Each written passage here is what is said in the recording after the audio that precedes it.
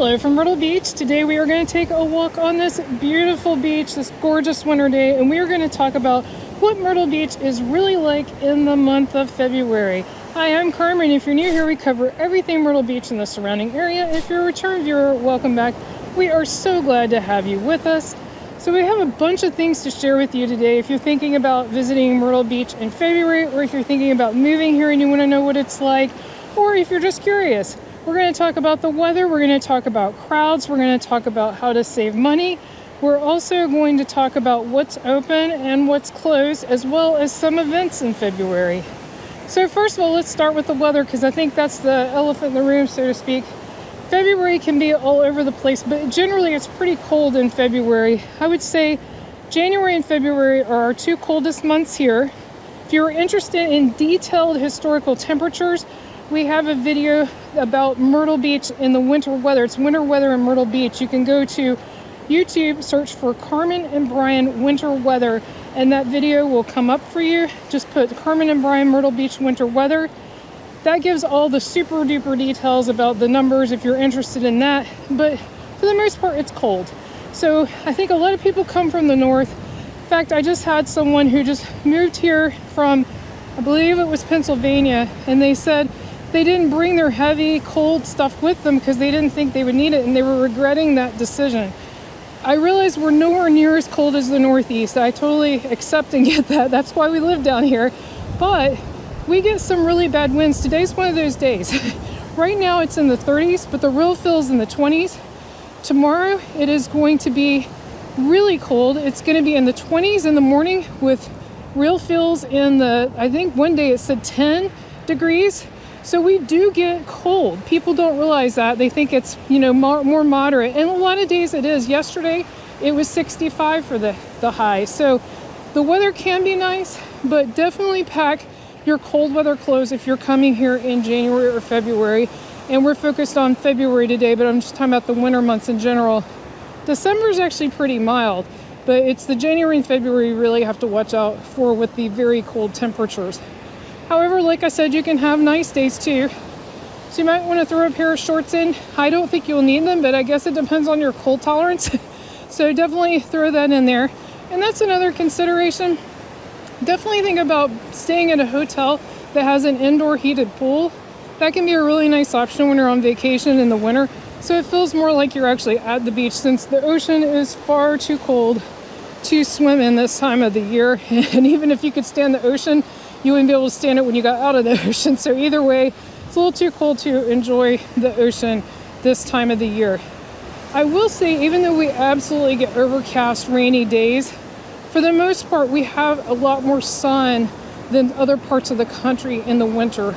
Depends on where you're from, of course, but I'm sort of looking at that northeast pocket, or Ohio, or those type of areas coming from up north. I think we get a lot more nice sunny days.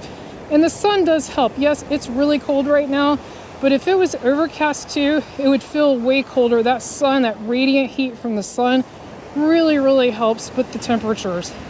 So let's move on from weather. I think a lot of people get surprised by the weather here, so that's just why I want to mention it.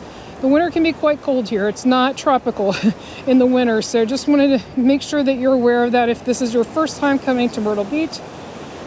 Moving on from that, crowds. I think this is going to be pretty obvious, but I will mention it anyway, and there's a reason I want to mention it, because it feeds right into saving money.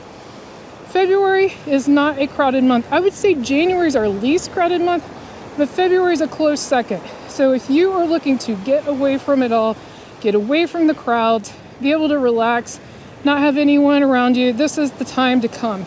There are still people here, and in fact, a lot of our friends from Canada come in both February and March for Canada Days here in Myrtle Beach, and they have some really amazing deals if you were going to stay long term.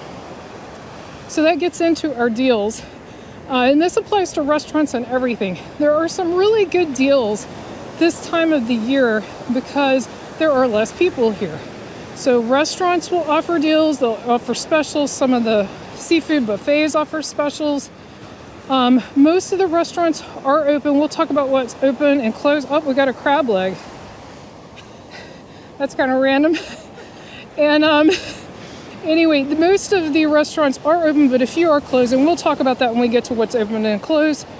But you can get good deals at restaurants, good deals at hotels, good deals on rentals, and the longer you stay, sometimes the better deals you can get, especially in the off season. They're looking to fill those rooms. So look into deals if you're able to come and stay for like a whole month. My parents actually did that one time. They had an oceanfront condo. I think they rented it through something like Verbo. I don't know exactly, so don't ask me to quote it.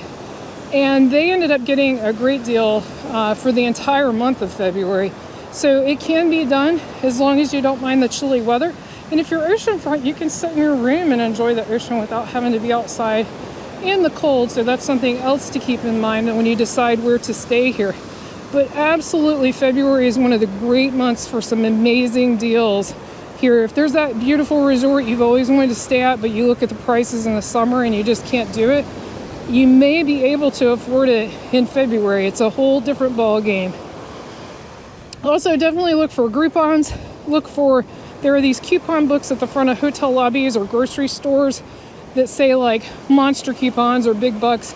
Definitely look for those. Those can save you money on both attractions, restaurants, all types of things here in the Myrtle Beach area. So definitely lots of things to consider when you think about coming in February.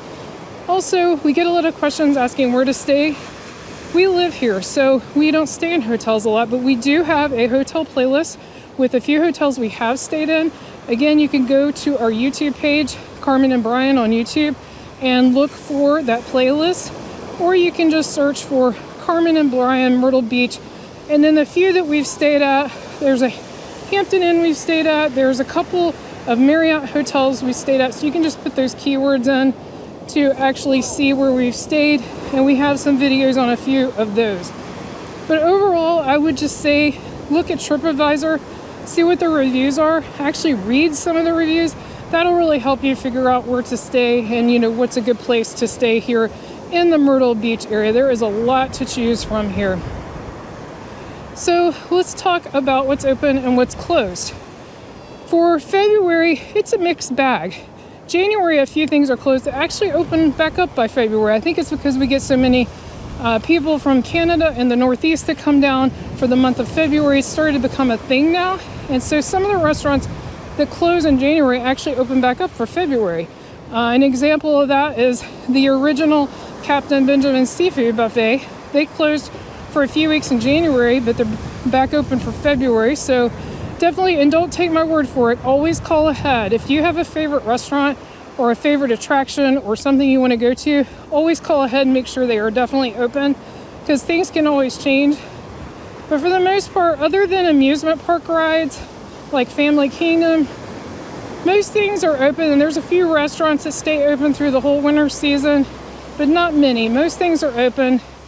Almost everything, Broadway at the Beach, Barefoot Landing, the Tanger outlets, like all the big places that you can go, all of those are open throughout the winter season. So you're not going to have to worry about not having anything to do here. If you're looking for something to do when it's cold or raining, definitely check out our video on that. We have a video of top things to do in Myrtle Beach when it's cold or raining. Again, you can search for that on our channel or just put in Carmen and Brian Myrtle Beach, and then the word raining will probably bring it up. And we cover all these fun activities to do in Myrtle Beach when it's too cold to just sit outside, hang out outside, when you want to do something fun. A few things off the top of my head that we really enjoy. Ripley's Aquarium. If you have little ones, that's a good one, but it's fun for adults. We have an annual pass. We love it so much. Wonderworks is great for the little ones. It's not somewhere we go often because we do not have little ones, but if you do, that's a good place to go for kids. There's a bunch of other Ripley's attractions in the area too that are indoors, including a Ripley's Indoor Putt-Putt. We have a video of that. Most of the things I'm mentioning, we have videos of, like detailed videos of if you're interested. And then, like I mentioned, there's a lot of shopping. There's the Market Common, which is mostly outdoor shopping. Both Tanger outlets are outdoor shopping, but then there's the Coastal Grand Mall, which is indoor shopping, and it's great. It's a thriving mall. It's not a half-dead mall like sadly a lot of the malls are these days. So yeah, there's plenty of indoor fun that you can do here. I'm just barely touching the top. There's of course shows as well. Myrtle Beach is known for all the shows. There's a lot of entertainment here, a lot of fun things to check out while you're here at Myrtle Beach. So let's move on to what events there are in February. Now, this coming February for this particular year, there are a few less events because Mardi Gras is going to be in March instead of in February. And so that kind of changes the event structure. But there are a few fun things, and I'll go over those.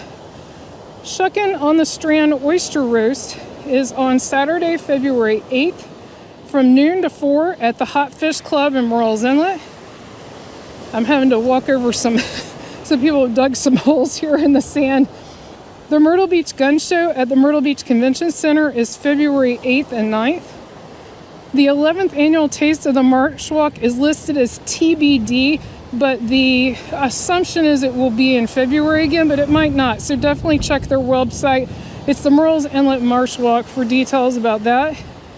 And then Brook Green Gardens has Romance in the Gardens February 14th from 4 to 6 p.m. where they have a non-denominational ceremony for brides and grooms to recommit their vows to one another. I would definitely call ahead if you're interested in that last event. I do believe you have to register ahead of time. So get in touch with Brook Green Gardens if you are interested in that. And there may be other events in February. If you're aware of any, leave them in the comments below. That will help other people find those events. Also, I wanted to go ahead and mention something in early March. The Myrtle Beach Marathon is March 1st, or right around that date. You can double check online. The reason I want to mention that to you, not so much in case you want to run it, but if you're in the area during the marathon, they close down a lot of the major roads. And so that's something to keep in mind if you're coming right at the beginning of March. So I just want to give you a heads up. We'll of course mention that in our March video as well, but I just wanted to give you a heads up. If you'd like to learn more about Myrtle Beach and the surrounding area, be sure to click on the video on your screen right now. Thank you so much for watching. See you next time.